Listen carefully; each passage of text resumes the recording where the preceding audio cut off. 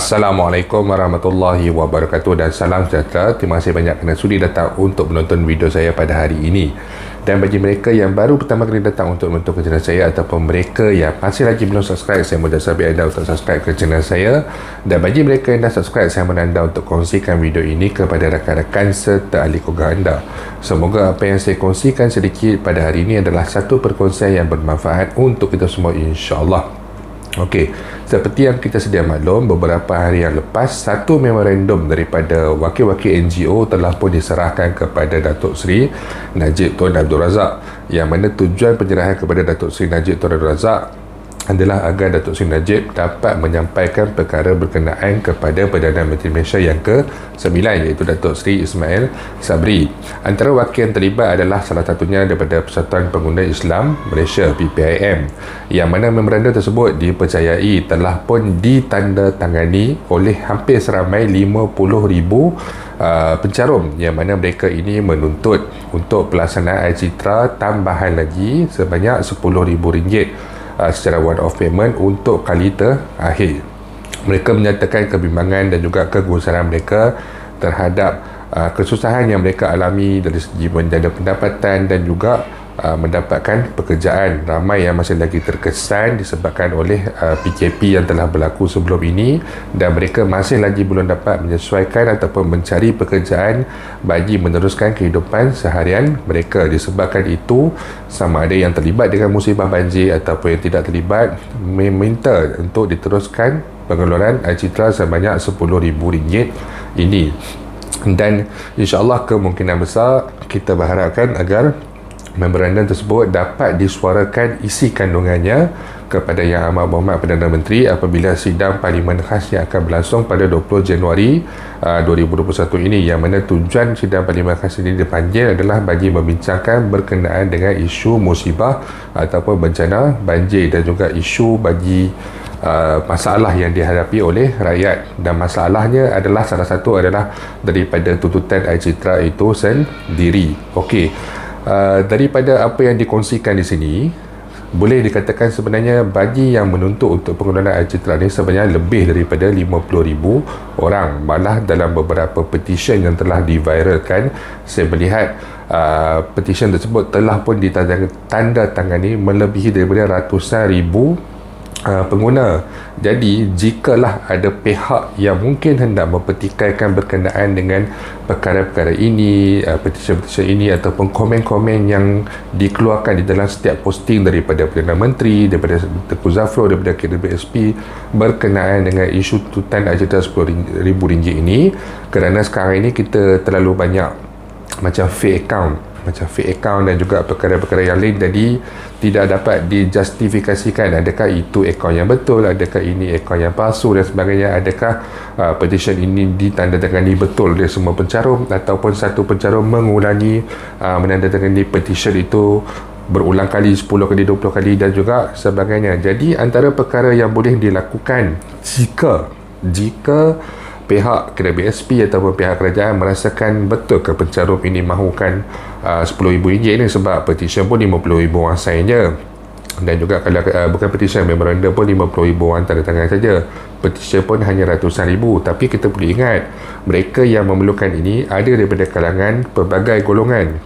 Ada yang daripada golongan T20 dan juga F40 yang mereka ini lebih bersifat berdiam diri, tetapi mereka ini memahukan pengeluaran itu diteruskan. Ada juga yang mempunyai masalah terhadap akses kepada internet, yang mempunyai kurang pengetahuan di dalam internet bagi menandatangani petition ataupun macam memorandum ni mungkin secara fizikal. Jadi hanya mereka yang berada di kawasan yang berhampiran saja yang boleh untuk menandatangani dan juga sebagainya. Jadi kalaulah kata bujuk pertikaian, adakah perkara ini betul daripada pencarum dan sebagainya, saya mencadangkan kepada pihak KWSP sendiri agar pihak KWSP, jika anda sedia maklum, dalam account, dalam website account, kadang-kadang apabila kita akses, dia akan ada macam keluar survey kepuasan pelanggan, survey berkenaan dengan perkara-perkara tertentu, berkenaan dengan pengetahuan bagi caruman dan juga sebagainya.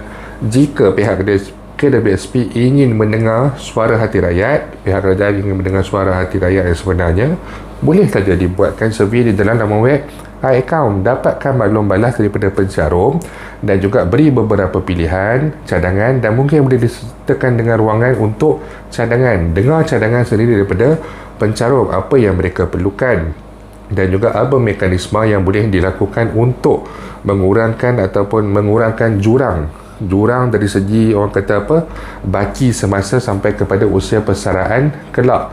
Dengar daripada pencarum sendiri. Kita tidak nafikan peranan pakar, peranan menteri, penasihat dan juga sebagainya. Mereka menilai daripada sudut yang lebih ilmiah, kita katakan sedemikian. Tetapi daripada pencarum sendiri, pencarum adalah golongan yang paling terkesan, ramai yang terkesan, dan lagi bagi mereka yang terlibat secara langsung dengan musibah banjir.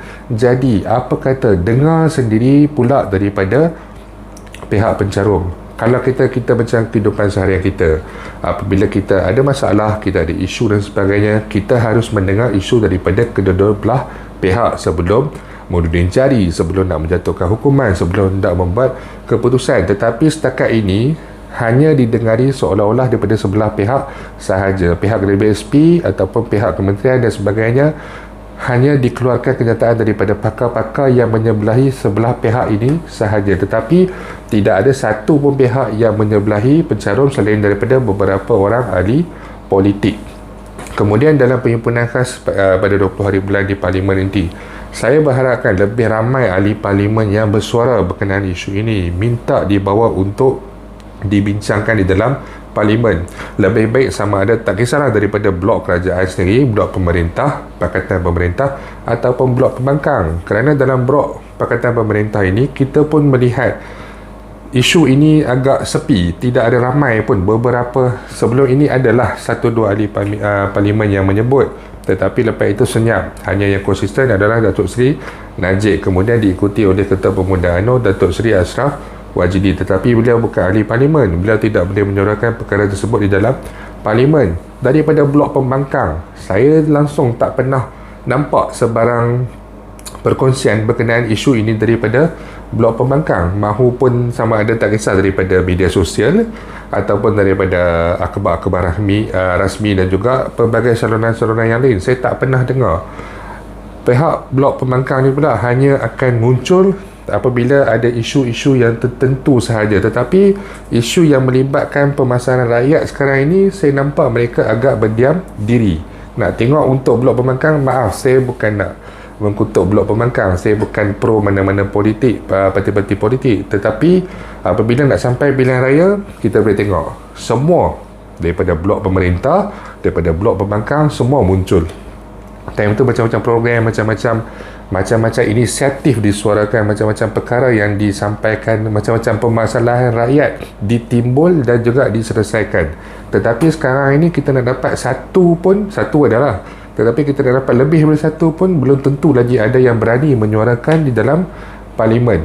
Jadi saya berharap sangat pada 20 hari bulan ini ada suara-suara yang lebih lantang menyuarakan tentang isu ini, cuba mendapatkan mandat, cuba mendapatkan apa sahaja perkara yang terbaik, beri pilihan kepada pencarum untuk meneruskan pengeluaran.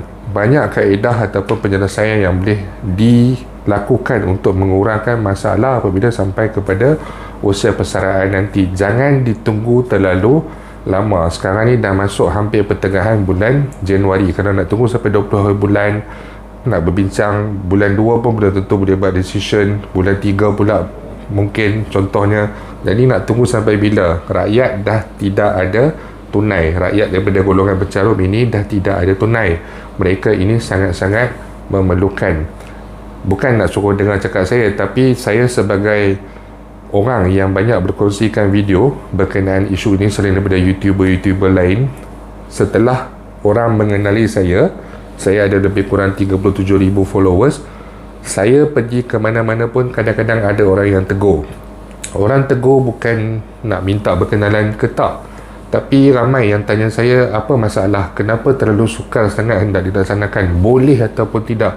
Itu adalah soalan-soalan favourite yang selalu saya dapat dalam Facebook Messenger, WhatsApp, Telegram dan juga secara langsung. Dan mereka akan berkongsikan tentang apa keadaan yang mereka alami sekarang dan macam mana mereka boleh berada di sini sekarang. Ada yang daripada, contoh daripada bekerja di hotel dan sebagainya sebagai tukang masak, hotel 4 bintang, hotel 5 bintang, membuka gerai di tepi jalan, food truck dan sebagainya. Tetapi mereka ini mungkinlah mempunyai orang kata apa sedikit tunai apabila ada pampasan hotel ditutup dan sebagainya. Tetapi macam mana pula dengan golongan yang sudah tidak ada pampasan ataupun tidak tunai pun dah habis dan juga sebagainya. Jadi saya harap sangat ada pertimbangan yang serius dan juga yang sewajarnya daripada pihak kerajaan dan juga pihak KDBSP berkenaan dengan isu ini. InsyaAllah kita nantikan pada 20 Januari nanti, saya harap lebih ramai yang akan bersuara dan memberikan sinar yang baik kepada semua pencarum yang memerlukan. Itu saja yang saya nak kongsikan pada hari ini, dan insyaAllah jika ada sebarang perkembangan terbaru saya akan berkongsikan kepada anda semua kelak.